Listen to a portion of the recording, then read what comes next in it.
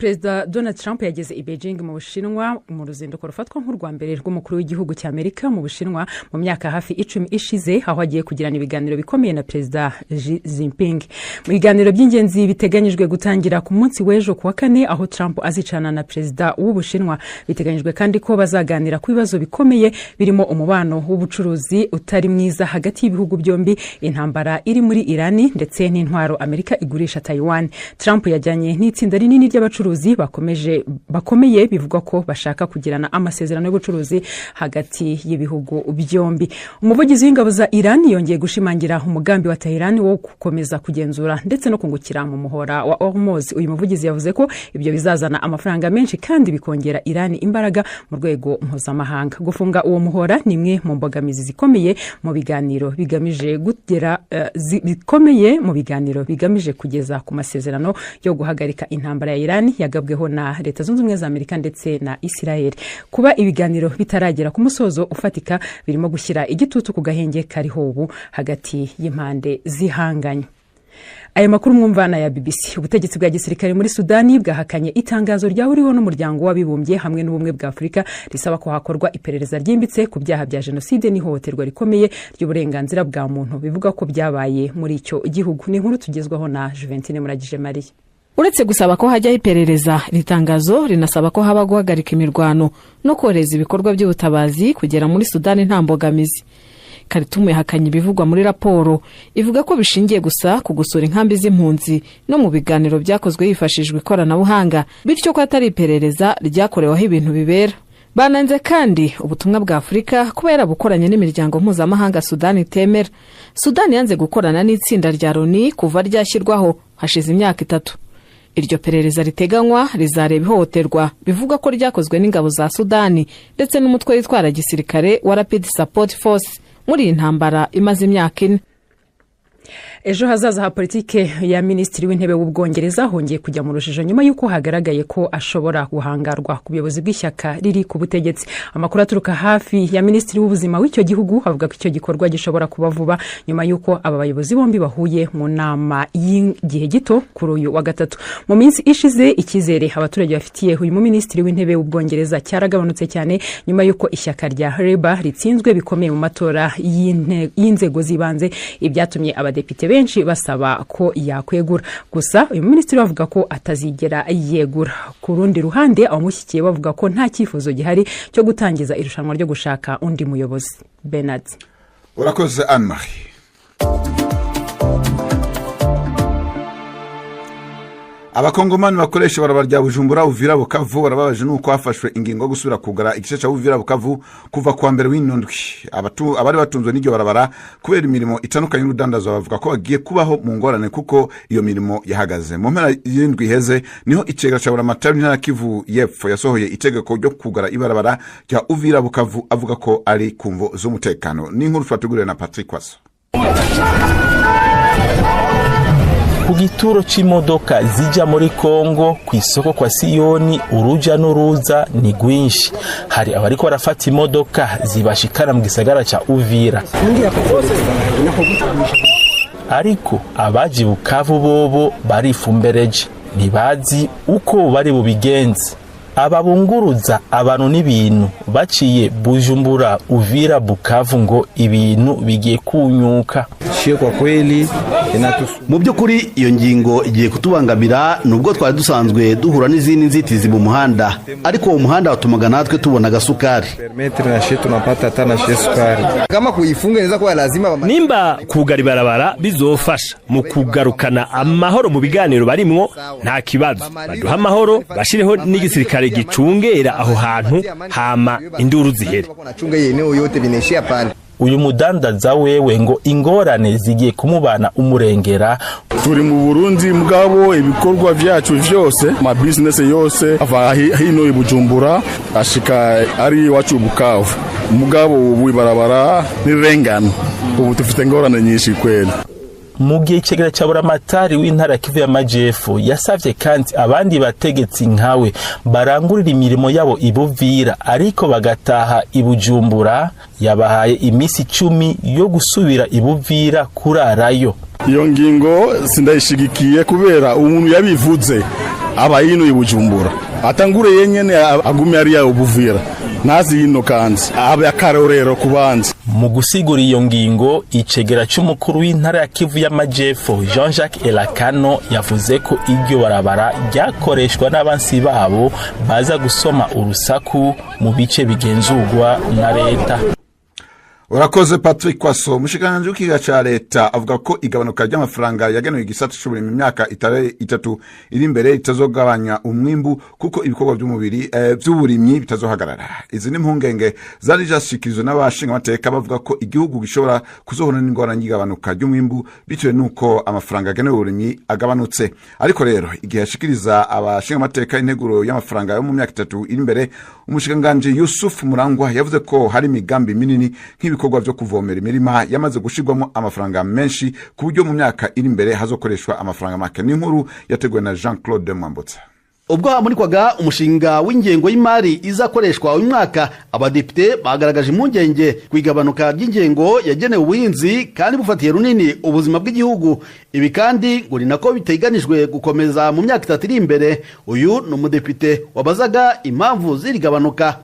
Mu myaka itatu iciriritse amafaranga yo mu buhinzi agenda agabanuka ku buryo bizaba kuri miliyoni 352 mwaka ukurikiyeho bikaba 243 undi mwaka ukurikiyeho bikaba 255. Nkashaka kubaza rero impamvu ubuhinzi buzagira bije ntoya kandi ubuhinzi tuzi akamaro kugira mu guteza imbere ubukungu bw'igihugu cyacu. Ahumuriza abadepite, Minisitiri w'Imari Yusuf Murangwa yavuze ko guverinoma idashobora kwirengagiza akamaro k'ubuhinzi mu bukungu bw'igihugu. Kuri we irigabanuka risobanurwa n'imiterere y'ishoramari rishyirwa mu buhinzi. Harimo imishinga minini cyane yo kuhira ibifite phase n'amafaranga aba menshi mu gutangira no mu gihe cya mbere, hanyuma mu gihe cyo kunoza amafaranga akagenda agabanuka. Naho amafaranga agenda agabanuka ariko ibikorwa ntabwo birimo kugabanuka, ariko bikaba binasobanura ko hari iyindi mishinga tutararangiza gutegura kugira ngo tuyishyire muri porogaramu. Uko dusoza umwaka tujya mu wundi, imishinga tuba twarangije gutegura cyane cyane muri iki gihe ngibi imishinga y'ubuhinzi tuzagenda tuyongera kuko ubuhinzi bwo ni sekiteri y'ingenzi cyane tudateganya kugabanya. Minisitiri Murangwa avuga ko inzego za leta zikangurirwa gutanga imbuto nziza kandi ku gihe, abahinzi bakagezwaho ifumbire ihagije ndetse hakanatezwa imbere ibihingwa byagaragaje ko bitanga umusaruro uhagije nk'ibinyampeke n'ibinyamisogwe. Minisitiri Murangwa avuga kandi ko leta yiteguye gushora imari ihagije mu bushakashatsi bugamije gutuburira imbuto nziza imbere mu gihugu kugira ngo hagabanywe akayabo kagenda mu gutumiza imbuto mu mahanga. Muri rusange ingengo y'imari izaba ikabakaba miliyari 800 zirimo miliyari zisaga 400 azava mu misoro y'imbere mu gihugu ndetse n'akabakaba miliyari 200 azava mu nguzanyo ziturutse mu mahanga. Mu gihe abadepite bikanga ko hari igihe igihugu cyageraho kibura ubushobozi bwo kwishyura umwenda umaze kugera kuri 73% by'umusaruro w'igihugu, Minisitiri w'Imari avuga ko izi mpungenge zidakwiye kubaho. Ngo u Rwanda rusaba inyungu zishyurwa igihe kirekire ku nyungu ntoya kandi ngo ayo rusabwa kwishyura ku mwaka ntarenga 9% by'umusaruro w'igihugu.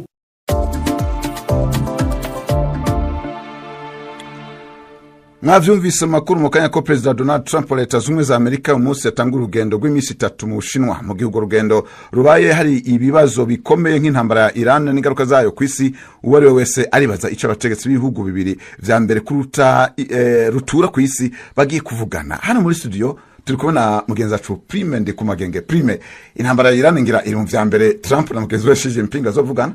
Cyane Bernard ubona yuko iyo ntambara ari yatumye urwo rugendo rwigizwa inyuma igihe c'amezi hafi 2 kuko gwari gwitezwe mu mpera z'ukwezi kwa gatatu. Trump acafatirwa niyo ntambara yatanguje kuri Iran mu mpera z'ukwezi kwa kabiri. Kandi Iran nyene ivuze kinini ku Bushinwa.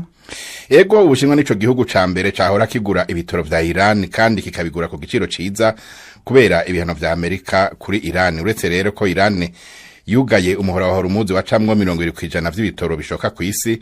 Amerika nayo yazibiye ibivuko vya Iran kugira ntihagire ibitoro isubira kugushora. Ubushinwa gushika ubu rero bwari hagaze ko kubera ibitoro bwari usanganywe mu bubiko, ariko uko ibiciro bigenda biraduga niko bigira ingaruka ku mahinguriro y'Ubushinwa. Ubwo rero Trump ngira ngo azoyaga neza na Xi Jinping kuri Iran. Yego, imbere yuko afata urugendo rwo mu Bushinwa, Trump niko yabwiye abamenyesha makuru, ariko yongeye ko ati sinibaza yuko dukeneye imfashanyo yari yo yose. Kundu heze naho yari yavuze ko abashinwa batigeze bamuhangara kuri ico kibazo, kandi ngo President Xi ntavyo azokora ku neza yiwe. Ariko kandi Trump arifuza ko Ubushinwa bwotera igitsure Iran. Yego, kuko arazi yuko ivyo bihugu bifise imigenderanire ikomeye kuva kera, kandi nta nkeka yuko n'Ubushinwa bwifuza yuko iyo ntambara yohera. Burashigikiye ubuhuza bwa Pakistan mu kurangiza iyo ntambara, ariko ntibushaka kwivanga cyane muri yo.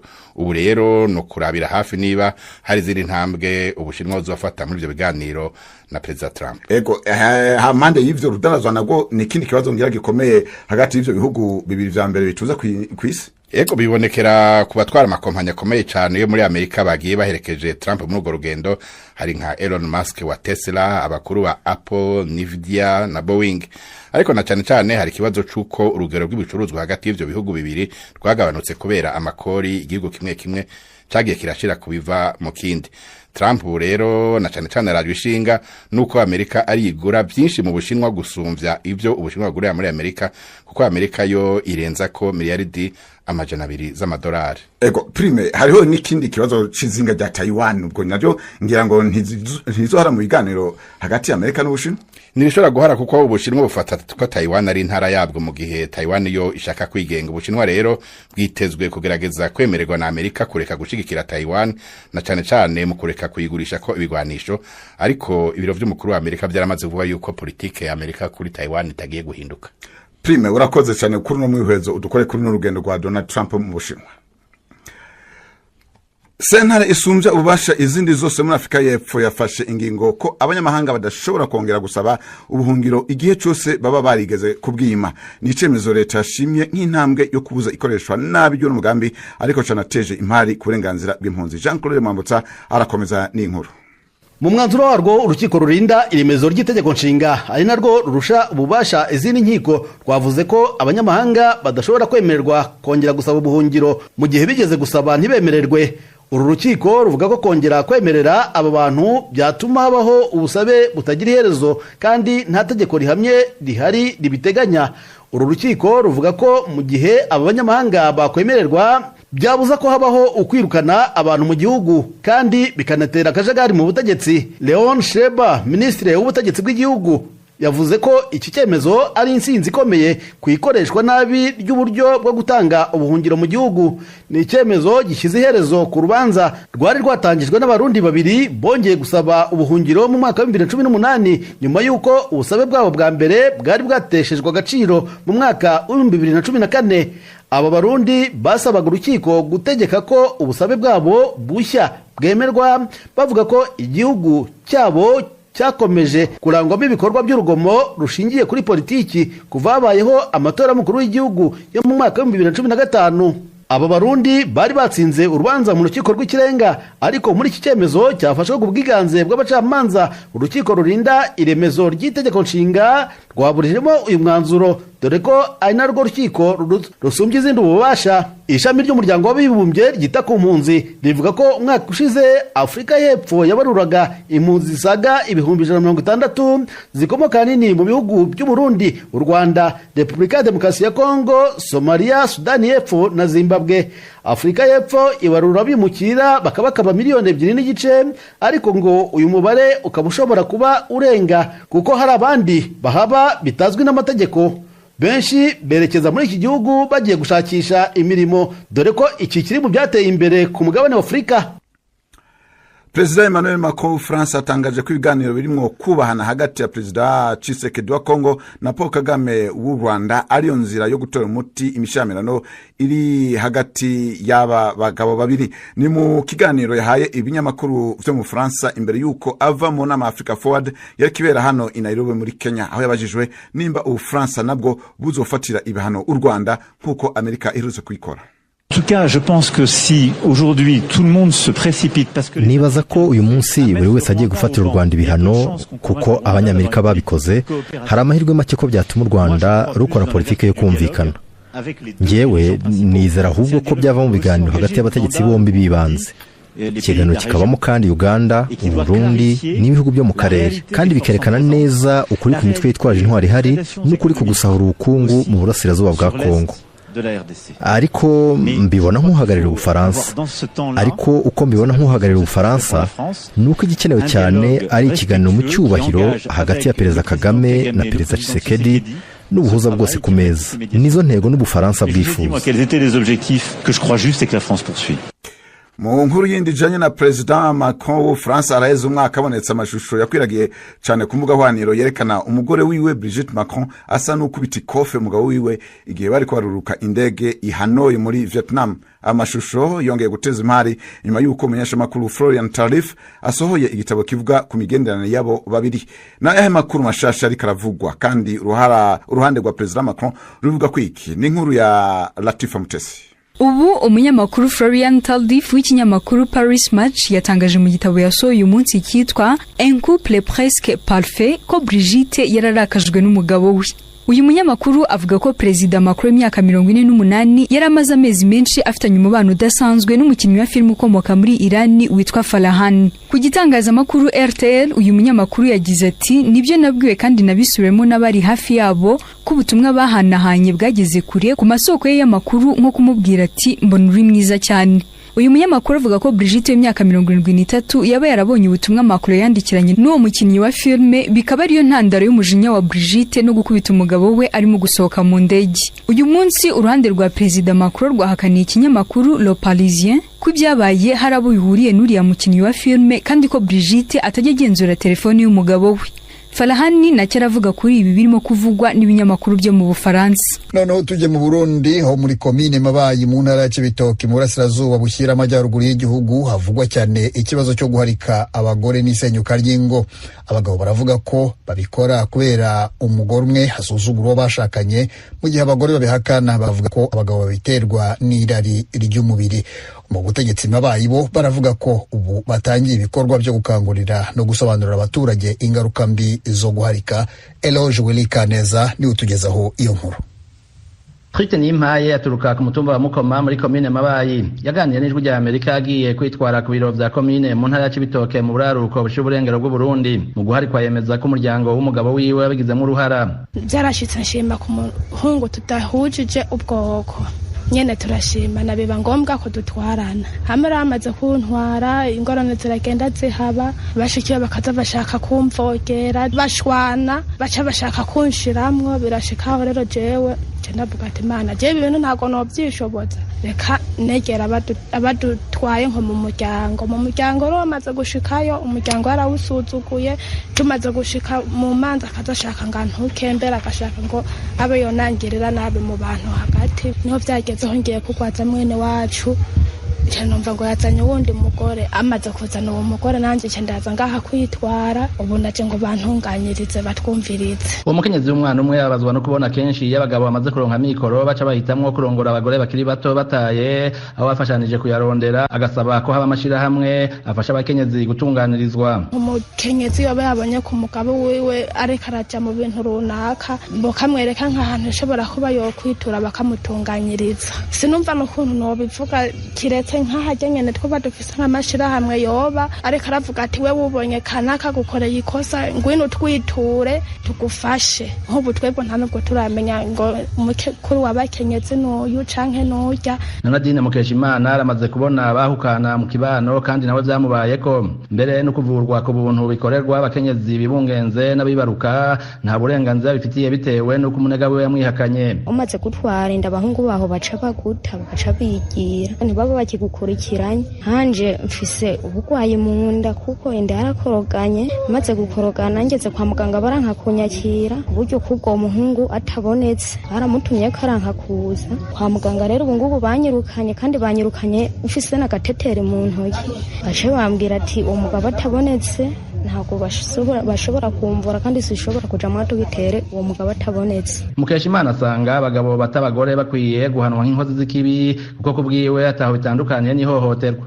Bakurikirana kuko baba baguhohoteye baba bakujanye ngo bace bakugira umugambi wo kwirukana nawe ubugiye wibaza ko ugiye kubaka nk'abandi. Ariko umurimyi atashimye kwivuga izina yibaza ko n'abakenyezi bafite uruhara mu iharikwa ryabo. Abivuga afatiye ku mico n'akaranga bya kera abona ko biriko biratituka mu bakenyezi. Aha yari mu murima wiwe w'amatomati.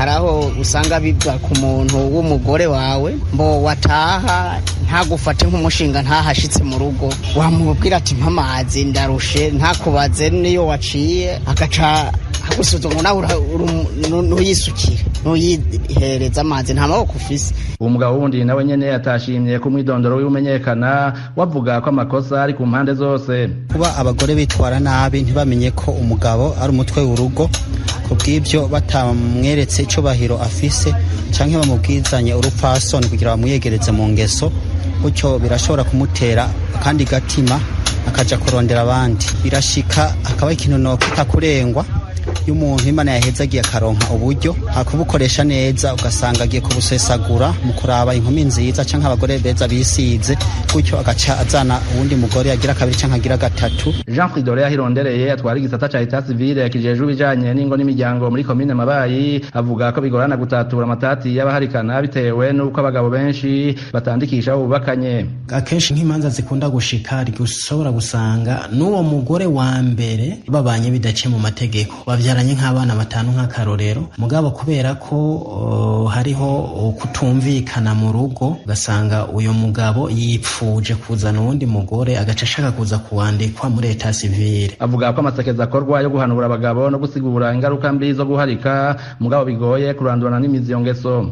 Eloge Urikaneza, Ijwi rya Amerika. Muri Repubulika ya Demokarasi ya Kongo guverinoma yafunguye abantu hafi 1,700 bari bafungiye muri gereza nkuru ya Makala mu murwa mukuru Kinshasa. Vedasto Ngabo uri Uvira yaduteguriye inkuru irambuye. Uyu muhango wo gufungura aba banyururu bari bafungiye muri gereza nkuru ya Makala watangiye saa 8 za kumanywa kugeza saa 2 za nijoro. Wibanze ku mfungwa zigwaye cyane nk'uko byagaragaye kuri televiziyo y'igihugu. Zimwe muri izo mfungwa zurizwaga amabisi azijana iwazo abandi nabo boherezwa kwa muganga. Minisitiri w'ubutabera yabwiye itangazamakuru ko kurekura aba banyururu biganjemo abagwayi biri muri gahunda yashizweho na leta yo kugabanya ubucucike bw'imfungwa mu magereza yo muri Kongo. Ijwi rya Amerika ryavuganye n'impuguke mu by'amategeko Cedric Muyobo kuri Kinshasa wari muri komisiyo yari isanzwe ikurikirana uko bamwe mu banyururu bafunzwe bafungurwa. Nabonye abantu benshi babyita amnesty abandi bakavuga ni clemence bishatse kuvuga ni imbabazi ariko iki twe twacise ngo niko citwa mu mategeko ni mu ngingo ya 35 mu itegeko muri code penale ya Kongo havugamwe amakondisyon. Kondisyon ya mbere bavuga imyitwarire y'umunyururu, kondisyon ya kabiri bavuga ubuzima bwe ni ukuvuga ngo ni santé, kondisyon ya gatatu bavuga nk'abantu bari muri za bukuru cyangwa se bafite imyaka ikuze n'abatwite. Ibyo ni ibintu umuntu yogenda avuga nizo condition bagiye bashingiraho. Ugasanga hari ababigiramo uruhare, hari ico bita les autorités de consultation barimo nka ubushinjacaha bwa gisivile haba mu gisoda bagareba ubushinjacaha bwa gisoda auditora militaire, hakaba directeur wa gereza, hakaba na gouverneur cyangwa intumwa ye. Abo ngabo ni abantu barebwa kugira ngo bagire inama batanga kukurekura umuntu runaka. Kabaho abayobozi noneho babifataho ibyemezo ni ministre w'ubutabera, hakaba nanone na ministre wa defense kubijanye n'abasoda. Uko niko byarekuwe muri gereza nkuru ya Makala irimo imfungwa zirenga 15,000. Kuba leta ya Kongo yafunguye abanyururu 1,685 imwe mu miryango yagize amahirwe yo gufungurwa kw'abavandimwe babo yakiranye ibyishimiye inkuru. Felix Rugayi numwe mu barimo muri kaminuza yo mu Minembwe akaba na muramo Dr Sebitere Corazal warumaze umwaka afunzwe nawe yakiranye umunezero ifungurwa ry'uyu mugabo. Muri kino gitondo twakiriye inkuru nziza itunejeje ko Dr Lazare Sebitereko ko bashije kumurekura aho yaragize umwaka urenga afungiye muri prison centrale ya Makala. Yaramaze umwaka afunzwe kandi arengana. Twaratatse dutakira leta ya Kongo kimwe n'abandi benshi barengana tukaba dushimiye cyane ubutabera bwa Kongo kubera ko bwakoresheje icyo nakwita ngo ni sagesse, bakaba babashe kumenya ko yarengana muri iki gitondo bakaba bamurekuye. Kubw'umunyamategeko Innocente Zijyayo uri mu rugaga ruburanira abahima, abatutsi ndetse n'abanyamurenge bo muri Kongo, arashima uburyo ubutabera bwa Kongo buri kubahiriza uburenganzira bwa muntu. Rero kubona iki cyemezo cyafashwe turashimira inzego z'igihugu zabigize mu ruhare n'umuntu wese wabigize mu ruhare, kandi tunashishikariza kugira ngo nanone uyu mugambi ukomeze kugira ngo n'abandi bose banyekongo cyangwa aribo bose bazira ubusa, bazira karengane, nabo ko barekurwa. Rero tukumva mu rugamba rukomeje gukomeza gutakamba cyangwa se gukora advocacy, duhamagarira leta yacu ya Kongo kugira ngo ishimangira amategeko, ikomeze yubahiriza amategeko, kuko ni bwo buryo bwonyine bwo kuzana amahoro arambye. Uyu mugambi wo kugabanya ubucucike mu magereza muri Kongo watangiye mu kwezi kwa karindwi k'uyu mwaka. Ico gihe muri gereza nkuru ya Makala hafunguwe abanyururu 400. Vedaste Ngabo, Ijwi rya Amerika, Uvira. Mu Burundi aho abana bo mu makomine ahana imbibi na Rumonge basigaye bata amashuri bakigira gushakisha akazi n'ubuzima mu mujyi wa Rumonge, abaharanira uburenganzira bwa muntu bavuga ko ibikorwa bashorwamo bibangamiye uburenganzira bwabo. Inkuru Ijwi rya Amerika yateguye yifashishije abakunzi bayo, dusomerwa na Thierry Ndayishimiye uri Kigali mu Rwanda. Tugiye murongo agakinga tugiye Saudi kandi twagiye mu mutsi nkora amafaranga 40,000 zemvuye ngamba ndabashiriye nk'akaboga hama bakanyakira banezerewe. Abo n'abana batembereza ibyo gufungura mu mabarabara ku mashure canke mu bunywero bwo mu gisagara ca Rumonge. Ico gisagara basigaye bacita Sauza, no kuvuga Afrika y'Epfo. Bavuka mu makomine ya Burambi na Buyengero, bakaba ari bamwe mu baheba amashure bakamanuka mu gisagara ca Rumonge kuharonderera ubuzima. Ni nka kujya abanyarumonge basigaye baja muri Afrika y'Epfo kurondera ubuzima, bakagaruka biboneka ko ari ico barengeje abandi mu bijanye n'ubutunzi. Muri kino kiruhuko c'amashure hari abahaza kugira ngo bace amahera bashobore kwigurira ibikoresho by'ishure. Abandi bana bahabwa akazi ko gucuruza amagi, ibiyoba, ibarafu, ibitumbura, ibiyoba bikaranze, imyumbati n'ibindi. Babitembereza mu bibanza bihuriramwo abantu benshi mu gatondo gushika amasaha y'ijoro. Abo bana bavuga ko ubukene aribwo bwatumye baheba ishure bakamanuka mu Rumonge guca amahera. Umwe muri abo bana afise imyaka 14, nitwifuje gutanga amazina yiwe, ariko amaze gukorera amezi 3 akaba afise amafaranga 50,000 by'amarundi. Ndabonye ntashobora kuronka amara kugura impuzu, ansema ko za gukora akakazi nayo impuzu n'ibikoresho by'ishure.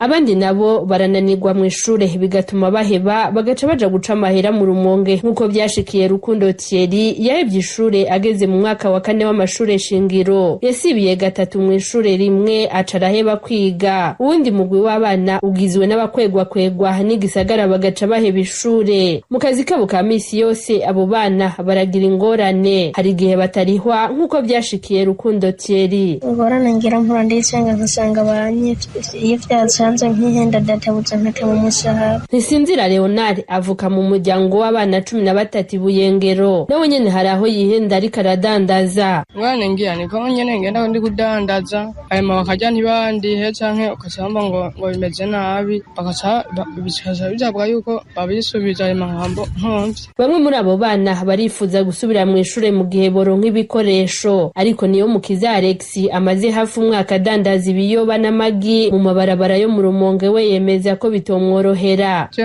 nasubira ku ishure mugabo biragoye nyene amaze kwitera ibintu vy'amahera wapi ndasubirayo. Iruhande yabo bahevye kwiga, abandi bo baja mu Rumonge kurondera amafaranga yo kugura ibikoresho by'ishuri. Nizigimana Methode afise imyaka 14, akaba yungururijwe mu mwaka wa 5. Yavukiye Buyengero ashikira kwa se wabo ahadandaza ibiyoba kugira ngo aronke amafaranga yo kugura ibikoresho, kuko iwabo bafise uburyo buke. Ati jewe nzosubira muhira ishuri ritanguye, abandi bana nabo nibagire nkanje. Nipfurije abana bo bavuye ku ishure baje kurondera amahera ino mu Rumonge ko kuwa mbere twosubira ku ishure. Ishuri irafise akamaro kanini ubumenyi. Mu runani rw'amashirahamwe aharanira agateka k'abana FENADEB baramaze kubona ko abana bakoreshwa muri ibyo bikorwa bagwiriye. Uyu n'umupfasoni Kanyange Felicite aserukira ishirahamwe FENADEB.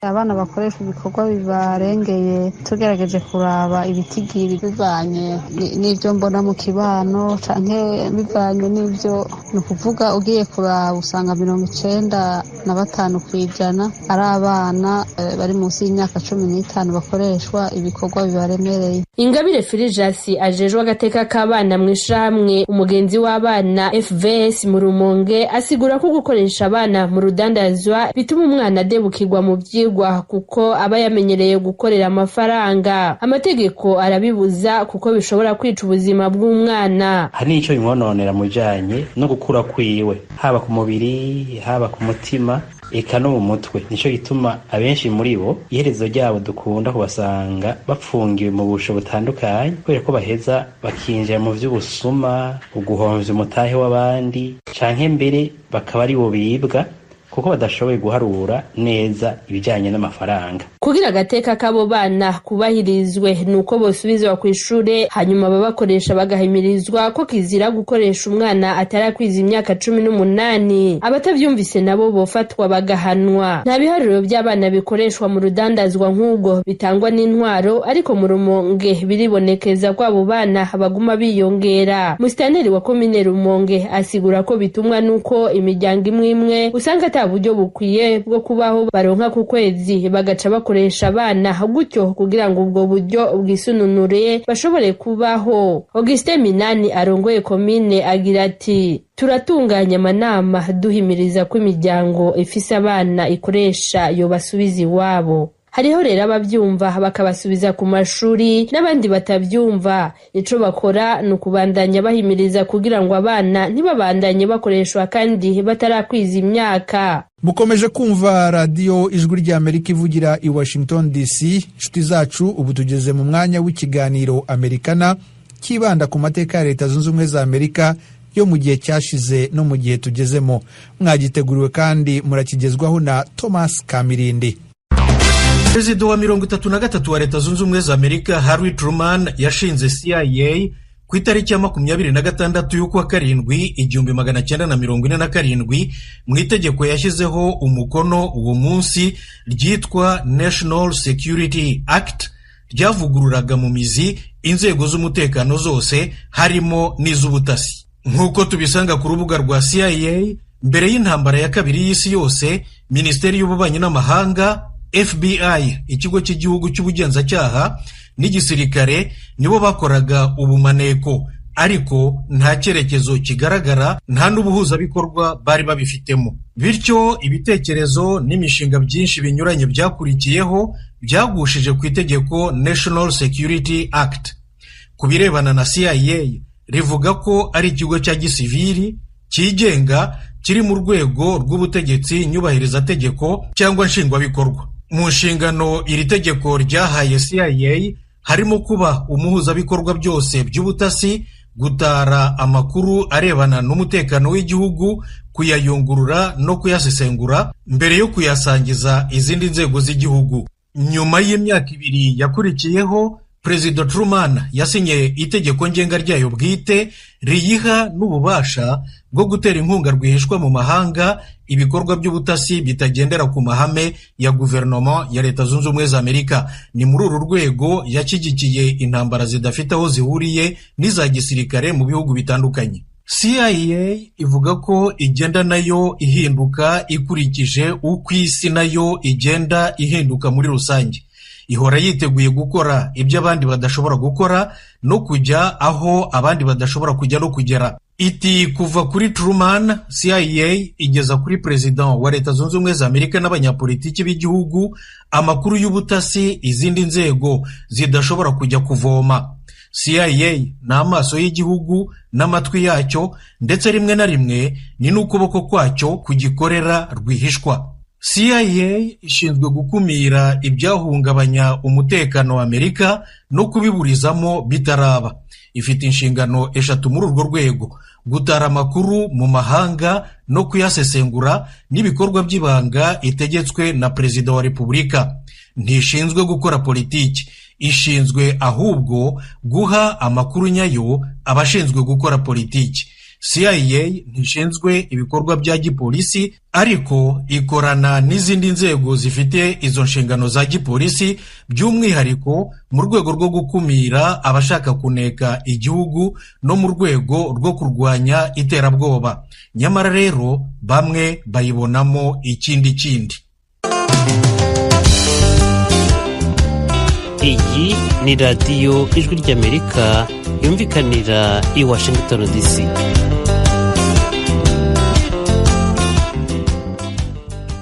Ijwi ry'Amerika mu badacira CIA akari urutega batanga ingero nyinshi zinyuranye z'imikorere yayo babona ko idahwitse.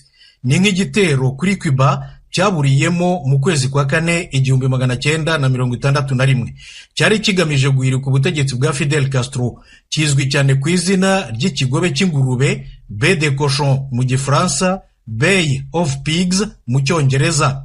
Mu madosiye y'amabanga y'igihugu guverinoma yaje gushyira ahagaragara, biboneka ko CIA yashyize hamwe abanyakuba byibura 1400 bari barahungiye muri Leta Zunze Ubumwe za Amerika, ibaha imyitozo ya gisirikare n'intwaro, irabashumura, baratera, ariko ingabo za Cuba zihita zibanesha rugikubita ku munsi wa mbere. Ibikorwa byinshi binyuranyije n'amategeko byamenyekanye cyane guhera mu 1975 kubera anketi zitandukanye kuri CIA, by'umwihariko iz'inteko ishinga amategeko y'igihugu Congress n'imiryango irengera uburenganzira bwa muntu.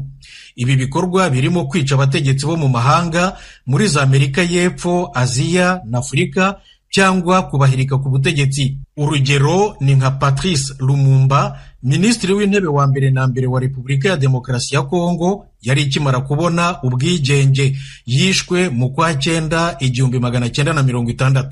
CIA yashyizwe mu majwi cyane mu myaka y'1980 na za 80 na za 90 mu bucuruzi bw'amagendu y'ikiyobyabwenge cya cocaine mu mujyi wa Los Angeles muri leta ya California mu burengerazuba bwa Leta Zunze Ubumwe za Amerika, kugira ngo ibone imari yo gukoresha rwihishwa mu mitwe y'inyeshyamba yo muri Amerika y'Epfo nk'uwitwaga Contras warwanyaga ubutegetsi bw'igihugu cya Nicaragua. Vuba aha, nyuma y'ibitero by'iterabwoba byo ku itariki ya 11 y'ukwa 9 2001, CIA yataye muri yombi abanyamahanga ibihumbi, ishinga za gereza z'ibanga rikomeye mu bihugu bitandukanye. Imiryango irengera uburenganzira bwa muntu iyirega ko yabakozeho iyicarubozo. Mu mpera z'umwaka w'2006, President George W. Bush yarabyemeye ku mugaragaro, atangaza noneho ko abo bafungwa bose bashyirwa hamwe muri gereza ya gisirikare ya Guantanamo Bay. Ingero ni nyinshi cyane. Muri make gusa, isura ya CIA ni umukara kuri bamwe. Ariko rero CIA iri ku ruhembe rw'igihugu mu rwego rwo kurengera umutekano wacyo, nk'uko ibyivugira n'amaso, amatwi n'ukuboko by'igihugu. Nshuti zacu, ikiganiro Amerika nacyo uyu munsi nahagihumurije. Mbashimiye rwose ko mwagiteze amatwi. Maze rero mugire umunsi mwiza, umunsi w'amahoro. Mwari kumwe na Thomas Kamirindi.